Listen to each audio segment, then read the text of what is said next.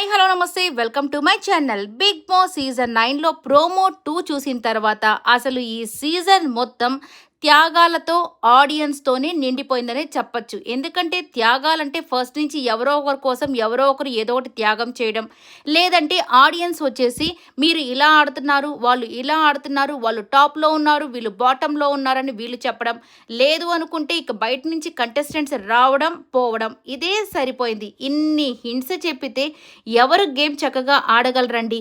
ఎవరి ఫ్లోలో వాళ్ళు వెళ్తూ ఉంటేనే కరెక్ట్గా ఆడుకుంటూ పోతుంటారు.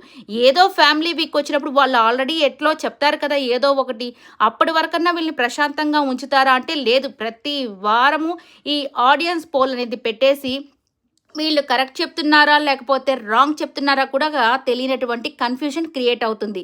ఇక ఈసారైతే 6 మెంబర్స్ని టాప్లో పెట్టేశారు, 6 మెంబర్స్ని డౌన్లో అంటే బాటంలో పెట్టేశారు. అంటే బాటం వాళ్ళకి ఎంత బాధగా ఉంటుంది, ఇంత ఆడినా మనం ఇంకా బాటంలోనే ఉన్నామని భయం ఏర్పడుతుంది కదా. ఇంక ఇలాంటి వాళ్ళు ఏం ఆట ఆడగలరు? ఇక టాప్లో ఉన్న వాళ్ళకి అబ్బా మనం టాప్లో ఉన్నాం కదా ఇంకా మనం ఆడక్కర్లేదని వాళ్ళు అనుకుంటారేమో కదా.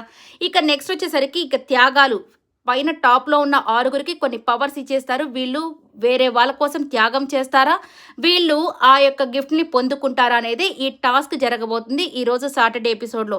ఇక రాము ఎగ్జిట్ అయితే అయిపోతాడు, ఇక మిగిలిన వాళ్ళందరికీ ఈ టాస్క్ అయితే జరుగుతుంది.